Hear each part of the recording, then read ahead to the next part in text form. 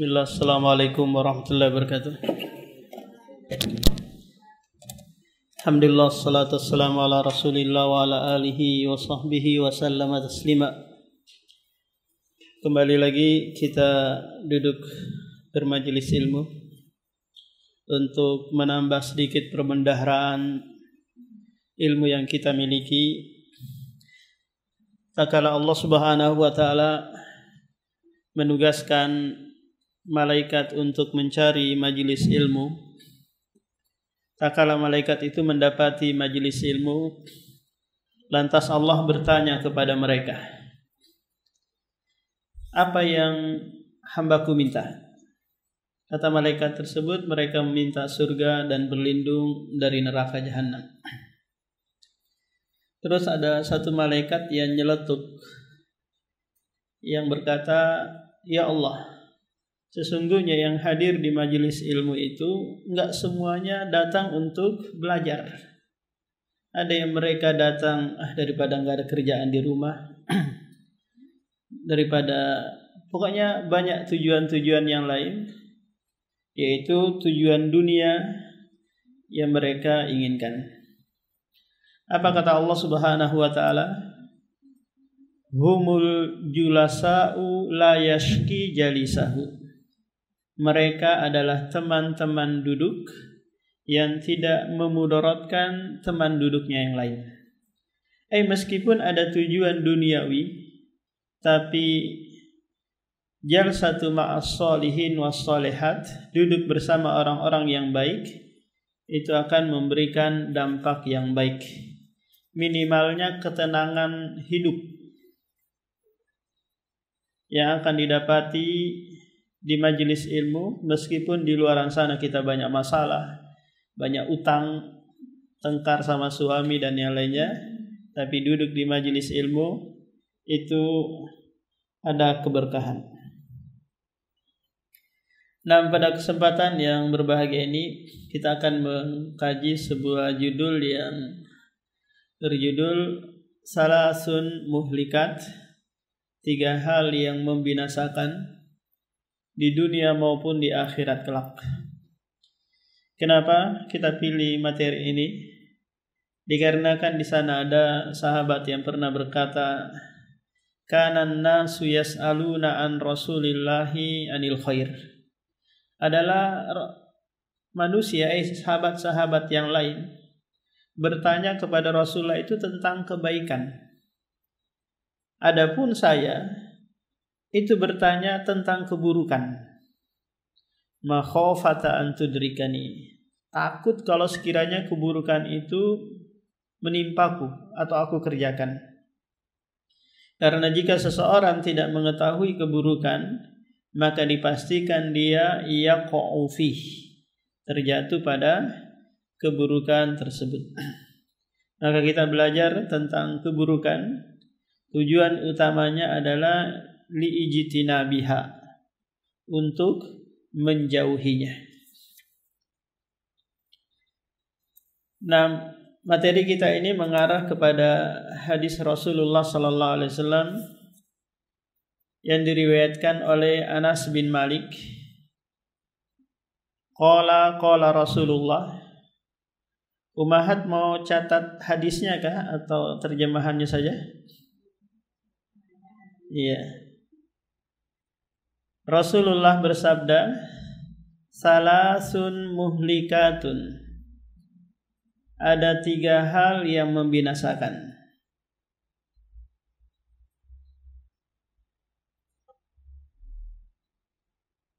Syuhun muta'un, pelit yang diikuti. Wa hawa muttaba'un, dan hawa nafsu. Tadi itu syuhun muta' adalah pelit yang diikuti, yang ditaati. Kalau ini hawa muttaba'un, hawa nafsu yang diikuti. Wa ijabul mar'i bi nafsihi, takjubnya seseorang dengan dirinya.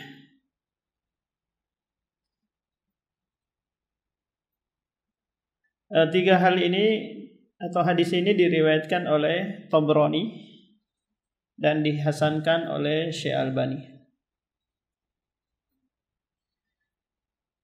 Di mana hadis yang mulia ini diriwayatkan oleh Anas bin Malik, seorang yang mengabdikan dirinya melayani Rasulullah selama 11 tahun. Ketika Rasulullah sampai di Madinah, ibunya Anas bin Malik ini mengantarkan Anas kecil ini untuk berkhidmat bersama Rasulullah, yang dikaruniai anak yang begitu banyak jumlahnya. Karena ini adalah doa Rasulullah, semoga Anas bin Malik panjang umur dan diberikan keturunan yang banyak. Umurnya 100 tahun lebih. Anaknya sekitar hampir 300-an kalau nggak salah. Dari istri yang banyak itu. Istrinya banyak, ganti-ganti. Meriwayatkan kepada kita hadis Rasulullah salasun muhlikat. 3 hal yang membinasakan. 3 di sini bukanlah pembatasan, tapi 3 hal ini yang sering dilakukan oleh manusia. Yang pertama adalah syuhun muta'. Syuhun muta', pelit yang ditaati atau diikuti.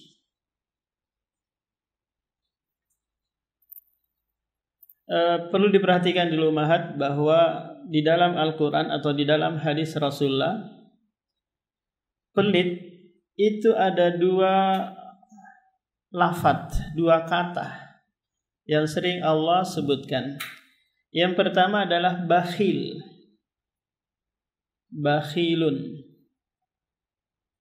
Ini Allah sebutkan di surah Al-Lail ayat 8. Wa amma man bakhilah. Adapun orang yang pelit.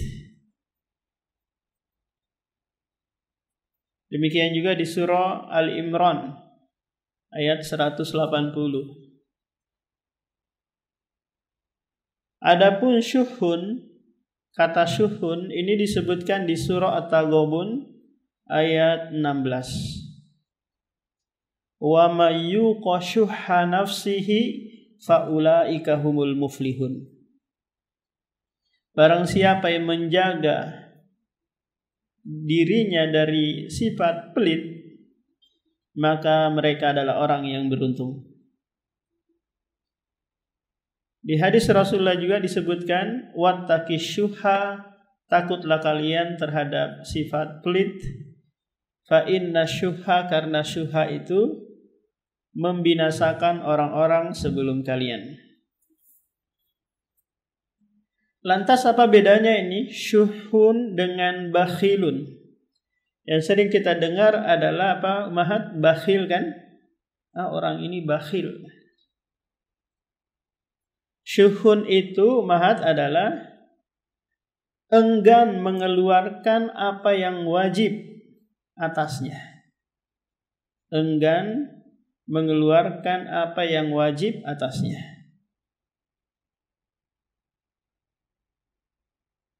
Dan berharap dari orang lain saja.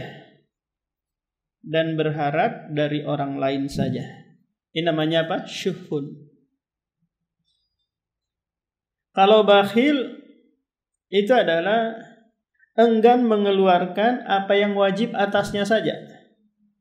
Tanpa apa Mahat? Tanpa berharap dari orang lain.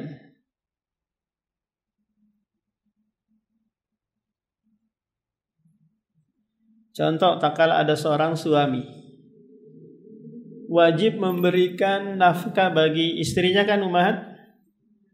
Iya. Terus dia tinggal di rumah orang tuanya si suami ini. Nanti aja bapakku yang ngasih makan istriku. Gaji dia simpan, dia pendam gaji tersebut. Enggak dia keluarkan. Ada bapak saya yang ngasih makan istri saya. Ini apa ini Mahat? Syuhun.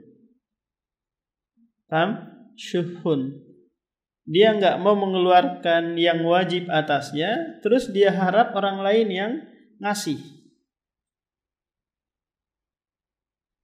Contoh lagi, ada wali murid punya kewajiban membayar SPP di sekolah. Udah nanti aja Lazis aja yang bayar, atau FSOG aja yang bayar, ketuanya yang bayar. Ini apa ini umat namanya? Syuhun. Dia enggan mengeluarkan hal yang wajib untuknya dan berharap orang lain yang menunaikannya. Adapun bakhil, yaitu orang yang enggan mengeluarkan apa yang menjadi kewajibannya. Beda halnya dengan apa? Dengan hemat umat. Contoh gambarannya gini, seorang suami wajib menafkahi anak istrinya. Nafkah di sini termasuk dalamnya makan, pakaian dan yang lainnya. Taruhlah si suami ini hanya ngasih 10.000 per hari. Ya cukup ini 10.000. Ini beli apa bang 10.000? Nasi kuning. 10.000 untuk 3 kali makan.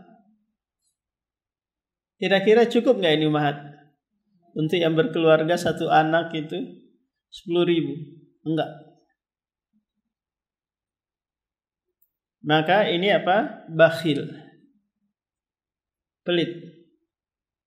Jadi si umahat kalau sekiranya si suami enggak ngasih nafkah wajib yang mencukupi, maka boleh nyolong. Ngambil diam-diam dari dompet suami atau tas suami, tapi sekedar untuk menutupi nafkah wajib. Kalau sekiranya nafkah wajibnya 50.000, dikasih 10.000 oleh suami, berarti boleh nyolong 40.000. Nah, tapi ini sesuai dengan apa namanya ma'ruf ya. Kalau sekiranya di Balikpapan makan plus lauknya tempe sudah cukup atau ikan sudah cukup, ya sudah jangan minta lebih. Minta lebih terus si suami nggak ngasih, berarti bukan bakhil itu. Itu hemat, irit pangkal kaya. Irit pangkal kaya. Si suami sudah membelikan baju. Oh, bang, ayo kita pergi beli baju ke Muslim Pipe sana, ada ini. Enggak, nanti aja. Oh, kok pelit betul? Enggak, dia enggak pelit ini, dia irit. Karena dia sudah apa? Menunaikan kewajiban. Jadi seseorang itu dianggap bakhil kalau dia enggan mengeluarkan hal yang wajib atasnya. Contoh, dia punya harta umat yang sudah mencapai nisab dan haulnya, sudah berlalu 1 tahun. Terus dia nggak mau keluarkan, maka ini disebut apa? Bakhil. Dia ada kewajiban membayar SPP ke sekolah gitu atau ke pesantren. Dia putar-putar uang itu dulu, nanti aja. Maka ini apa? Bakhil. Nah, kira-kira kalau ada sekiranya orang datang minta-minta kepada kita umat, terus kita nggak kasih, apakah orang yang minta tadi boleh mengatakan, oh pelitnya ini, bakhilnya ini, sekeknya ini? Enggak, saya loh nggak ada kewajiban memberikan kamu. Ketika umahat yang lain diminta sumbangan untuk program-program yang ada di FSOG, terus umahat nggak ada yang mau ngasih, oh kok pelit banget semua umahat ini, nggak boleh. Mungkin dia ada keperluan yang lain atau kebutuhan yang lain. Karena ini bukan suatu kewajiban. Jadi kapan seseorang itu dikatakan pelit? Kalau dia enggan untuk mengeluarkan yang wajib atasnya. Barulah orang ini tercela, mendapatkan dosa.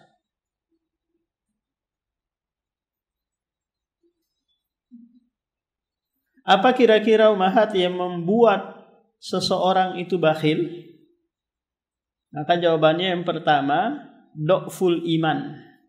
Lemahnya iman dia. Karena dia tidak yakin terhadap janji-janji Allah. Sebagaimana Allah sebutkan dalam surah Saba ayat 39, "Wa ma anfaqtum min syai'in fahuwa yukhlifuh wa huwa khairur raziqin." Apa saja yang kalian infakkan, yang wajib ataukah yang sunnah, maka dialah yang menggantinya, dan dia sebaik-baik pemberi rezeki. Dia juga tidak yakin terhadap apa? Terhadap janji Allah bahwa apa yang Anda keluarkan itu adalah pinjaman kepada Allah. Allah sebutkan hal itu di surah Al-Hadid ayat 11. Man dzalladzi yuqridullaha qardan hasana fayudha'ifahu wa lahu ajrun karim. Siapa yang menginfakkan, mensedekahkan hartanya, maka dia yang melipat gandakan pengembaliannya. Sekaligus Allah berikan pahala yang besar untuknya. Coba perhatikan di ayat ini umahat, di mana Allah menganggap bahwa seluruh nafkah sedekah yang kita keluarkan Allah anggap dengan qardun. Qardun itu beda dengan i'arah. Qardun itu mahat maknanya adalah pinjaman yang mesti dibalikin. Namanya apa? Qardun.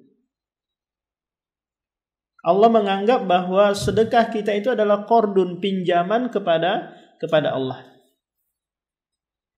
Kira-kira kalau Allah yang meminjam, pasti enggak Allah mengembalikan? Maka jawabannya pasti. Karena ini bentuk pinjaman. Dia tidak yakin juga dengan sabda Rasulullah, mana qasad shadaqatun min malin. Harta itu tidak mengurangi, sedekah itu tidak mengurangi harta. Sedekah itu tidak mengurangi harta. Kalau kita perhatikan umahat, kita punya uang 1 juta kan, terus kita keluarkan 100.000. Secara matematika itu kan berkurang kan? Ya berkurang. Tapi secara kalkulator Allah Subhanahu wa taala itu akan bertambah. Itu akan bertambah. Imma Allah kembalikan langsung, atau Allah ganti dengan cara yang lain, yaitu kita dipalingkan dari musibah. Allah palingkan dari musibah. Ini hal yang pertama yang menyebabkan seseorang itu pelit, do'ful iman, lemahnya keimanan dia. Yang kedua adalah su'udzon billah, berprasangka buruk kepada Allah. Kalau saya nanti saya keluarkan uang saya ini, saya jadi miskin, nanti saya makan apa? Saya nanti sulit hidupnya, saya makan apa nanti? Dia telah apa? Berprasangka buruk kepada Allah. Seorang ulama pernah berkata, al-bukhlu bil mawjudi min su'i dhanni bil ma'budi.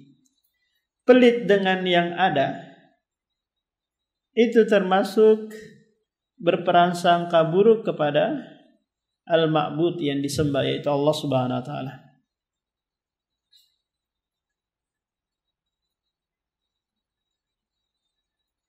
Kemudian sebab yang ketiga, al-khaufu minal faqr, takut kefakiran dan takut kemiskinan. Takut kefakiran dan kemiskinan. Paham? Orang yang pelit itu mahat, yang terbayang di pikirannya, di ingatannya, kalau saya keluarkan, nanti saya nggak makan apa, nanti saya mau belanja apa. Itu kan yang ada di pikirannya kan. Oke, rasa takut itu menghantui dirinya, membayang-bayangi ingatannya. Kalau apa? Kalau dia keluarkan uangnya.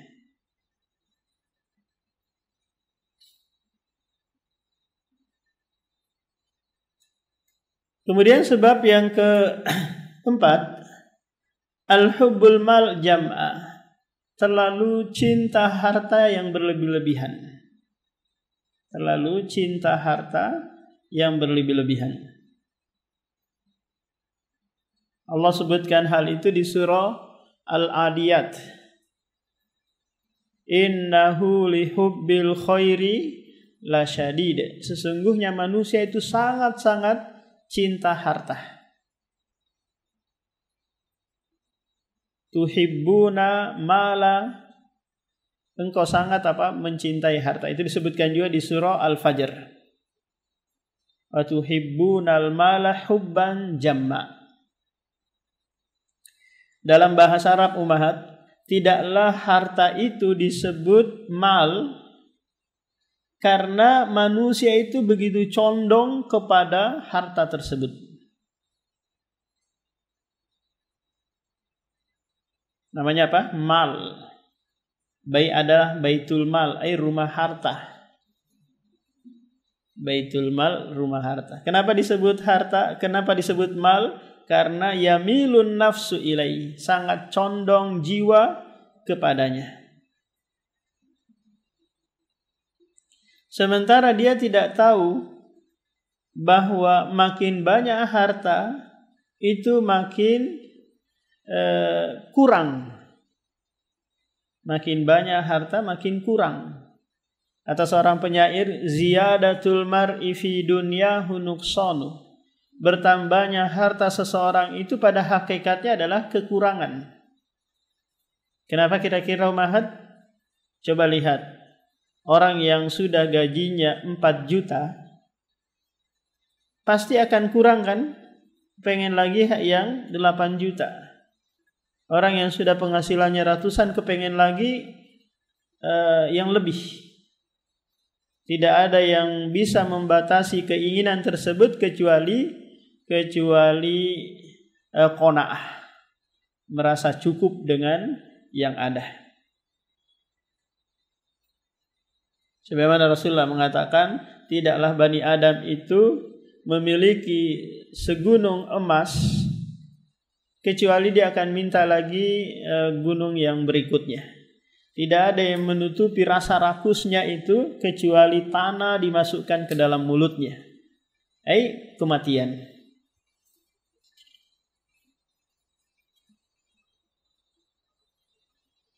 Kemudian sebab yang kelima, al-ghaflatu anil ujur, lalai dari pahala yang besar.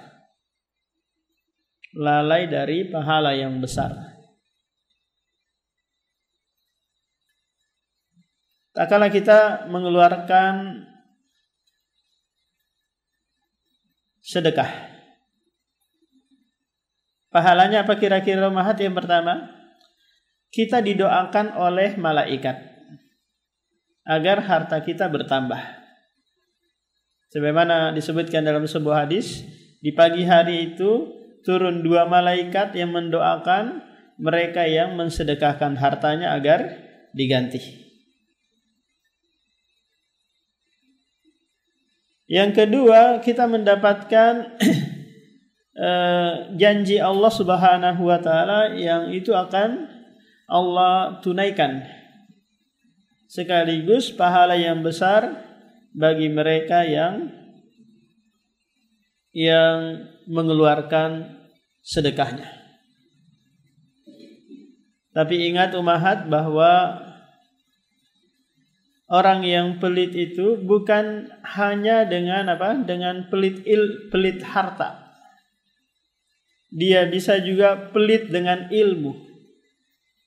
Bisa juga pelit dengan enggan membantu dan yang lainnya.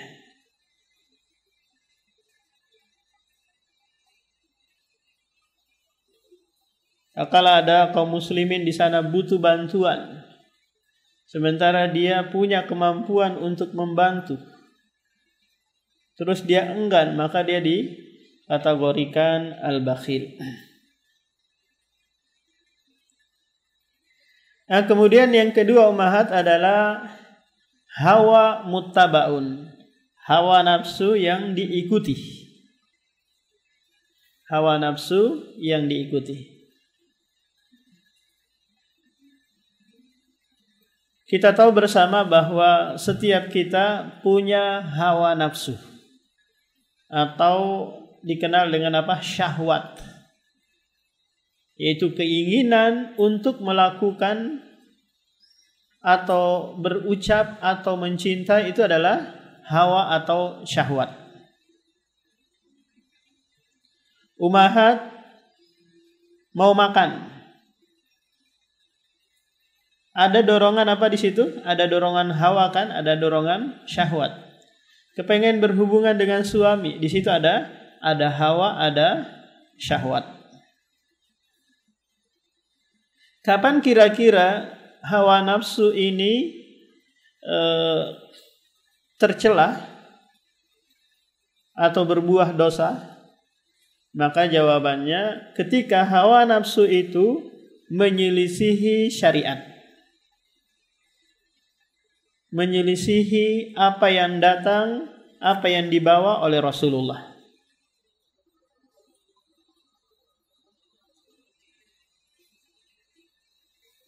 Kenapa?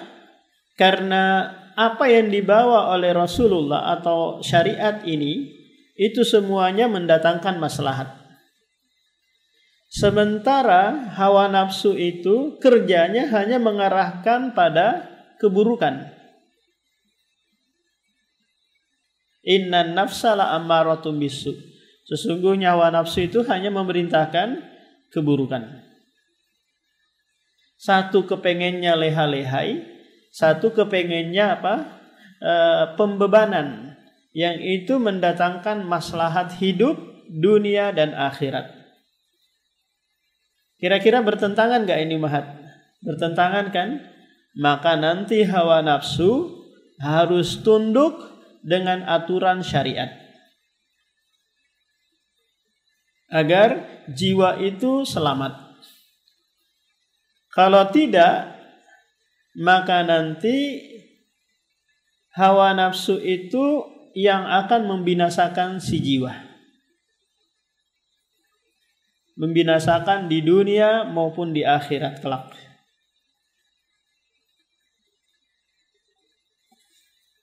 Ketika dia mencintai, maka mencintainya karena dasar hawa nafsu. Ketika dia memberi, maka memberinya dengan hawa nafsu. Ketika dia ingin melakukan, maka dasarnya adalah hawa nafsu. Maka pada hakikatnya orang yang seperti ini, dia telah menjadikan hawa nafsunya itu sebagai Tuhan. Menjadikan apa ummahat? Hawa nafsunya sebagai Tuhan. Karena seluruh tutur katanya, gerak-geriknya, itu semuanya dikontrol oleh hawa nafsunya. Allah berfirman di surah Al-Jasiyah ayat 23. Afara'aita man ittakhadha ilahahu hawahu wa adallahu Allahu ala ilmin wa khatama ala sam'ihi wa basarihi wa ja'ala ala basarihi gishawa faman yahdihi min ba'dillah. Coba perhatikan ayat ini ummahat di surah Al-Jasiyah ayat 23.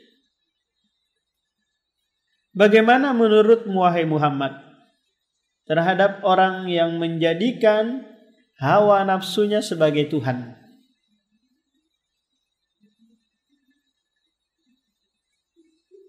Menjadikan apa? Hawa nafsunya sebagai Tuhan.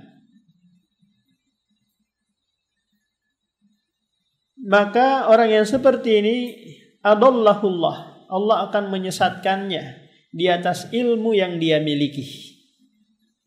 Dia punya ilmu, tapi tetap mau memperturutkan hawa nafsu. Dia tahu ini buruk, tetap dia kerjakan. Dia tahu ini baik, dia tinggalkan.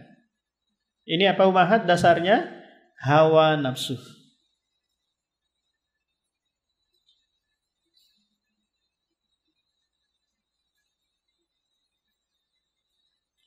Allah sesatkan dia di atas ilmu yang dia miliki. Kemudian Allah tutup semua jalan-jalan petunjuk, sehingga dia menjadi orang yang sesat, bahkan lebih sesat daripada binatang. Kenapa umahat? Karena binatang itu, tak kala kita nyuruh dia, larang dia, masih mau mendengarkan kan? Coba kalau kita taruhlah ditakdirkan pelihara anjing. Paham? Anjing itu kita suruh, kita arahkan, mau mendengarkan. Tapi orang yang mengikuti hawa nafsunya, kita suruh apa dia? Kita suruh A, dia ke B. Kita larang A, dia mengerjakan C. Telinganya, penglihatannya, itu dia tidak pakai untuk menjalankan petunjuk dari Allah Subhanahu wa Ta'ala. Maka kata Allah, faman yahdihi min ba'dillah. Siapa lagi yang memberikan hidayah setelah Allah menutup jalan-jalan hidayah untuknya? Ketika hawa nafsu itu masuk dalam ilmu, maka akan mengarahkan si pemilik ilmu itu kepada kebid'ahan.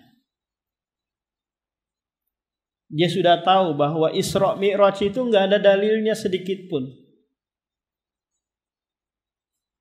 Allah tidak pernah memerintahkan, menganjurkannya apalagi.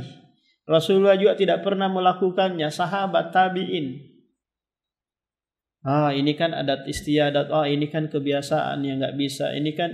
Ini semuanya apa? Dasarnya hawa. Baik yang menyampaikan maupun yang mengamalkannya. Dia sudah tahu bahwa maulid Nabi itu enggak ada tuntunannya. Akhirnya dicari-cari dalil lah untuk mendukung kegiatan dia. Maka ini dasarnya adalah hawa nafsu. Ketika hawa itu masuk dalam ibadah, maka akan menggiring orang tersebut kepada riya, ujub, menyelisihi sunnah. Nah, kalau dia mau sholat, dia katakan usolli. Ini kan nggak apa-apa, ini mendukung niat. Nah, kalau dia mau puasa, nawaitu shauma godin, daripada saya nggak berniat, paham? Akan menyebabkan hal tersebut menyelisihi sunnah. Sekaligus riya nantinya ingin dilihat oleh orang lain. Apabila hawa nafsu itu masuk dalam akhlak, maka akan merubah akhlak itu menjadi akhlak yang buruk.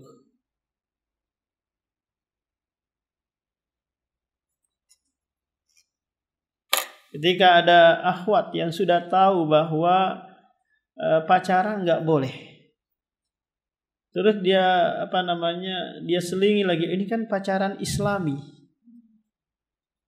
Paham? Ketika dia tahu bahwa musik itu nggak boleh, ini kan musik Islami, dia embel-embelin Islami untuk melegalkan perbuatannya tersebut.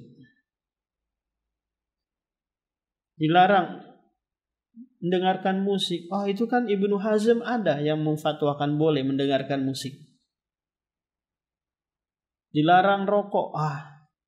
Sampai bungkusan rokok itu isinya orang-orang sakit aja, itu mereka tetap melakukannya. Kenapa? Karena hawa.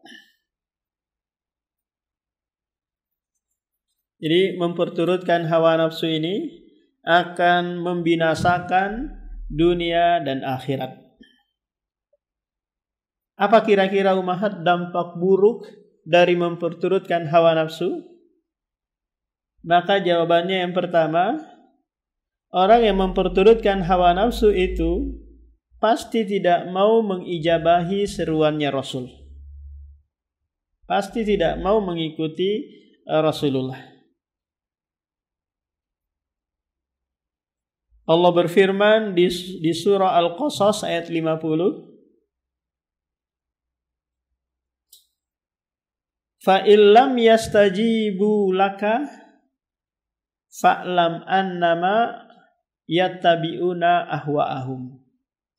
Jika mereka tidak mengijabahimu wahai Rasulullah, maka ketahuilah bahwa mereka itu hanya mengikuti hawa nafsunya. Coba lihat, otomatis orang yang tidak mau mengikuti sunnah Rasulullah pasti apa? Mengikuti hawa nafsu. Orang yang nggak mau cingkrang, nggak mau jenggotan, nggak mau ini, sementara itu adalah amalan sunnah, maka dasarnya apa umahat? Ittiba'ul hawa, mengikuti hawa nafsu. Coba kita perhatikan, tak kala sahabat mengikuti hawa nafsunya, maka Rasulullah mengatakan halakal muslimun, celakalah orang-orang muslim, binasalah orang-orang muslim ini, sahabat ini. Yaitu tak kala di Hudaybiyah, di mana Rasulullah dan sahabatnya berangkat dari Madinah menuju Mekah, dan jumlah mereka ada 1.400 orang. Sesampainya di Hudaybiyah, mereka dihisor, dilarang masuk oleh orang-orang musyrik. Sementara mereka ini kepengen umroh, dilarang gitu. Akhirnya terjadilah perjanjian Hudaybiyah yang melarang tahun ini untuk umrah, nanti tahun depan. Lantas Rasulullah berkata kepada sahabat, kumu fanharu summa ihlaku. Bangunlah kalian, berdirilah kalian, sembelihlah hewan kurban kalian, dan cukurlah, gundullah rambut-rambut kalian. Tak satu pun dari kalangan sahabat yang mendengar dan mentaati ucapan Rasulullah ini, perintah Rasulullah ini. Sampai Rasulullah ucapkan 3 kali, kumu fanharu. Ayo sembelih hewan kurban kalian, gundul rambut kalian.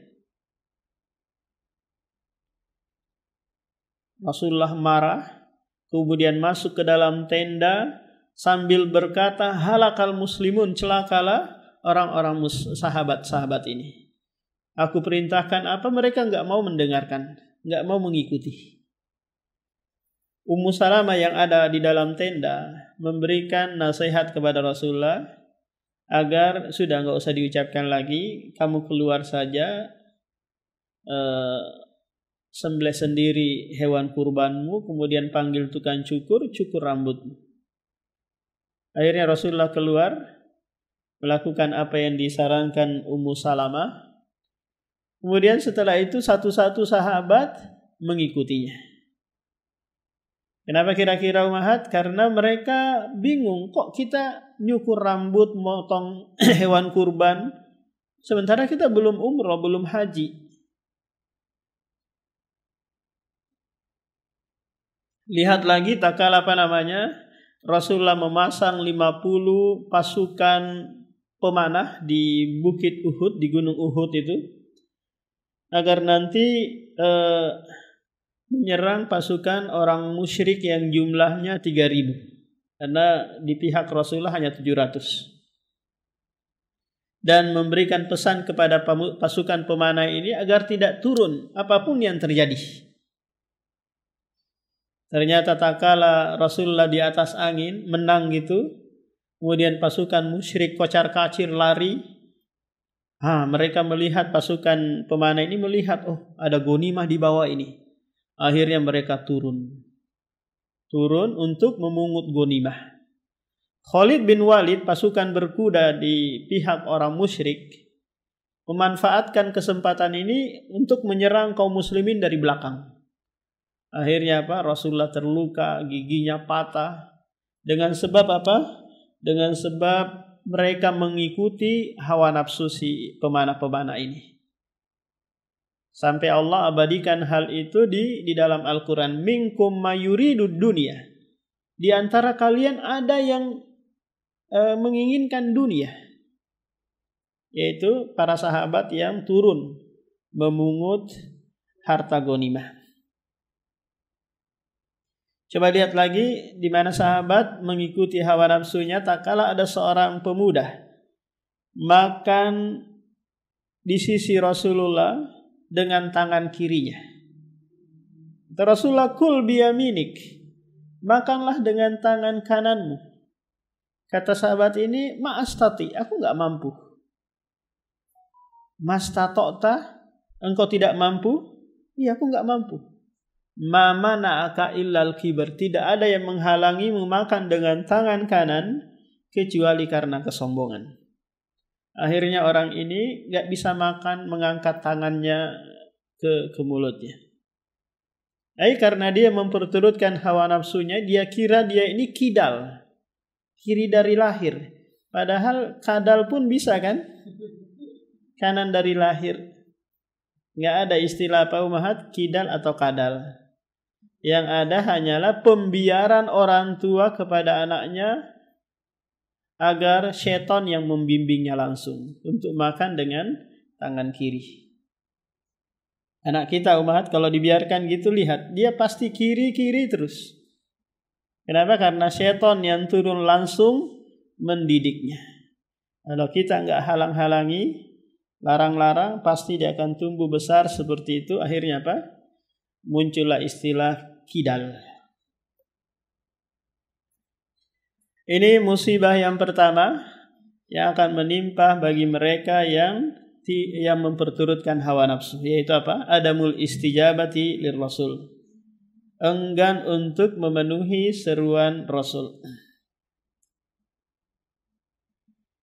Yang kedua adalah musibah yang kedua, al-inhiraf, yaitu akan menyimpang dari permasalahan akidah yang benar, manhaj yang benar.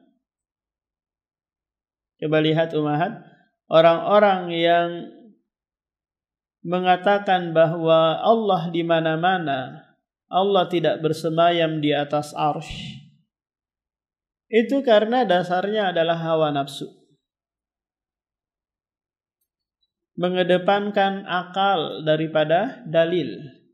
Karena ini adalah warisan falasifah, filsafat, yang akidah mereka ambil dari filsafat Yunani. Orang-orang yang menyimpang dalam hal akidah itu semua dasarnya adalah hawa nafsu. Karena orang yang mengikuti hawa nafsu umat, pasti Allah palingkan dia, sesatkan dia dari akidah yang benar, manhaj yang benar, ibadah yang benar. Allah sebutkan hal itu di dalam surah Shad ayat 26. Wala tattabi'il hawa fayudilluka an sabilillah. Janganlah engkau wahai Muhammad memperturutkan hawa nafsu, karena pasti dia akan menyesatkanmu dari jalan Allah Subhanahu wa taala.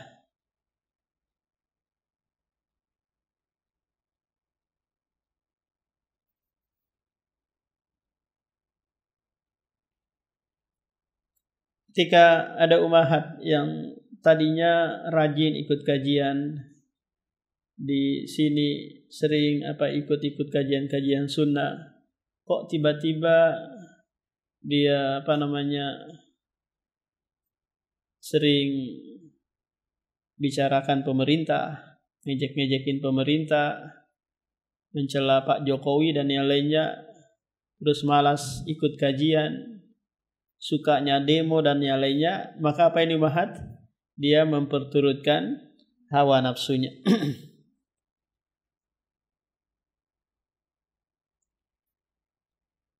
Kemudian yang ketiga, musibah yang ketiga, yaitu fasad, adanya kerusakan di bumi.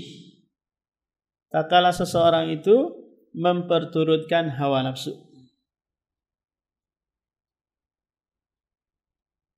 Allah sebutkan di surah Al-Mu'minun ayat 70. Allah berfirman, "Lawi taba'al haqqu ahwa'ahum lafasadatil ardu was samawati wal ardu wa man fihinna." Seandainya kebenaran itu mengikuti hawa nafsu mereka, niscaya akan rusaklah apa yang ada di langit dan apa yang ada di bumi. Allah mengabarkan kepada kita umat ini, jika kebenaran itu mengikuti hawa nafsu, selesai. Paham? Terjadi kerusakan. Coba tak kala seorang pemimpin ingin membuat kebijakan. Contoh, dia ingin melegalkan LGBT. Ingin menghalalkan khamar. Terus ulama-ulama mendukung juga. Maka kira-kira apa ini umat? Kebenaran mengikuti apa? Hawa nafsu.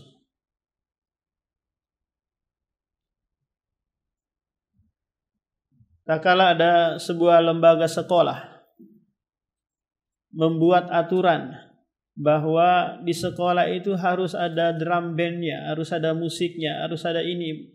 Yang itu semua bertentangan dengan syariat. Terus tidak ada yang mengingkari, berarti apa? Hawa nafsunya dikedepankan atas kebenaran. Maka terjadilah apa yang akan terjadi.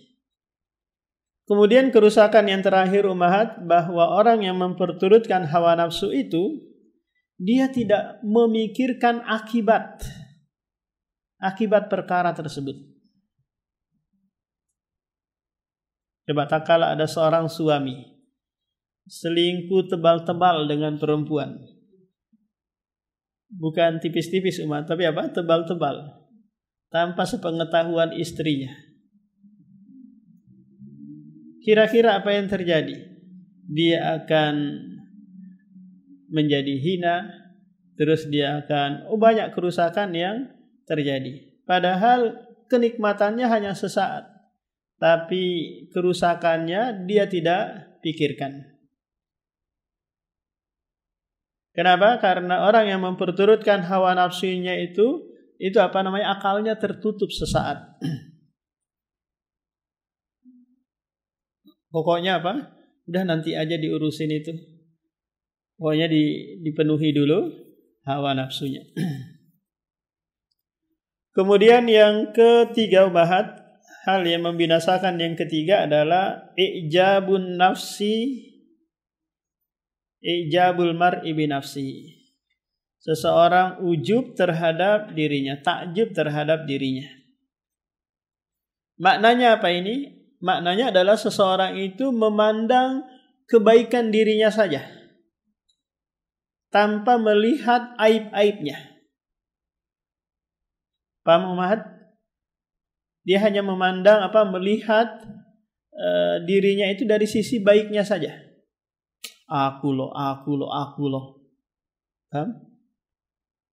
Aku loh sholat berjamaah terus di masjid. Aku loh sudah pakai cadar. Aku loh setiap Senin, Kamis, Selasa, Sabtu, Minggu ikut kajian. Paham? Yang dia lihat itu apa? Ujub dengan dirinya. Maka orang yang seperti ini umat akan terjatuh pada dua keburukan. Apa itu? La yuslihul aib. Orang ini tidak sempat lagi memperbaiki aibnya. Tidak sempat lagi memperbaiki keburukannya. Kenapa? Karena aku ini loh. Yang kedua, akan tertipu dengan kebaikannya. Akan tertipu dengan kebaikannya. Contoh seorang ustadz ujub dengan dirinya, aku loh dari pondok pesantren, aku loh bisa baca kitab. Ustadz sana itu gak bisa baca kitab. Kalau ngaji pakai terjemahan terus, gak bisa bahasa Arab ini dan itu. Berarti apa ini umat? Ujub terhadap dirinya. Musibahnya lagi apa nanti umahat? Dia menyandarkan kebaikan itu terhadap dirinya. Aku bisa kayak gini tuh karena aku sendiri, ini karena usahaku. Aku hartaku banyak ini karena saya subuh-subuh sudah ke pasar. Paham? Saya banting tulang keras keringat. Menafikan apa umahat? Takdir Allah Subhanahu wa taala kepadanya, bahwa kebaikan yang dia peroleh itu adalah dari Allah Subhanahu wa taala. Wa ma bikum min nikmatin faminallah. Apa saja kenikmatan yang kalian rasakan itu datangnya dari Allah. Maka orang yang seperti ini nanti sama dengan dengan Korun, yang dia ijabun nafs, ujub dengan dirinya. Maka yang terbaik apa umahat? Maka yang terbaik adalah kita senantiasa menyandarkan kenikmatan itu kepada Allah dan berprasangka buruk kepada diri kita. Tidak ujub dengan diri kita. Contoh, dia sering ikut kajian, sering menghadiri pengajian. Alhamdulillah Allah mudahkan untuk ikut ke kajian. Terkadang juga sih nggak ikut kajian karena malas, karena ada kesibukan dan yang lainnya. Paham? Berarti apa umahat ini? Dia berprasangka buruk juga dengan dirinya, sekaligus menyandarkan nikmat menghadiri kajian itu kepada Allah Subhanahu wa taala. Kalau ujub terhadap diri apa? Aku loh begini, bisa begini dan begitu. Anak saya itu begini dan begitu. Pokoknya semuanya apa? Ujub terhadap diri.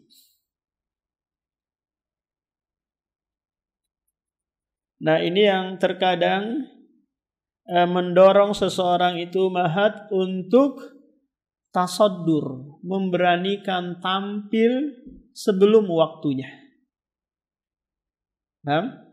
Memberanikan diri mengisi kajian, memberanikan diri duduk menyampaikan fatwa, padahal dia tidak punya kemampuan terhadap hal itu. Ini dorongannya apa?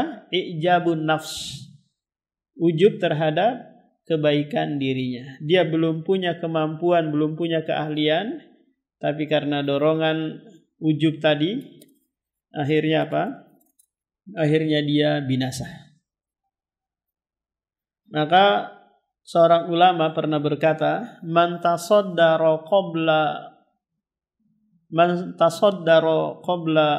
ta'ahuli faqad sadda li hawanihi. Barang siapa yang tampil padahal enggak punya kemampuan, maka sungguh dia mempersiapkan diri untuk dihinakan, ditertawakan oleh orang-orang yang punya keahlian. Coba tak kala ada seorang, dia enggak pernah sekolah kedokteran, dia memberanikan diri menceritakan tentang obat, tentang ini, tentang itu. Maka si dokter ini yang mendengar itu merasa diketawain. Kalau ada seorang memberanikan diri ngajar ini, ngajar itu, padahal nggak punya kemampuan, maka dia mempersiapkan diri untuk apa umahat? Untuk dihinakan. Jadi ini 3 hal yang menyebabkan seseorang itu binasa dunia dan akhirat. Yang pertama adalah bakhil atau pelit yang ditaati. Yang kedua hawa nafsu yang diikuti. Kemudian yang ketiga ijabu al-mar'i binafsi, ujub terhadap dirinya. Dari 3 hal ini mafhum mukhalafahnya, pemahaman kebalikannya umahat, berarti ada 3 hal pula yang menyebabkan seseorang itu selamat. Apa itu? Yang pertama, dia menunaikan hak-haknya. Yang kedua, dia mengikuti syariat meskipun hawa nafsunya bertentangan. Yang ketiga, dia senantiasa berhusnudzon kepada Allah dan bersuudzon kepada dirinya. Nah, ini umahat yang bisa disampaikan. Nah, kalau tidak ada kita tutup. Subhanakallahumma wa bihamdika asyhadu an la ilaha illa anta astaghfiruka wa atubu ilaik.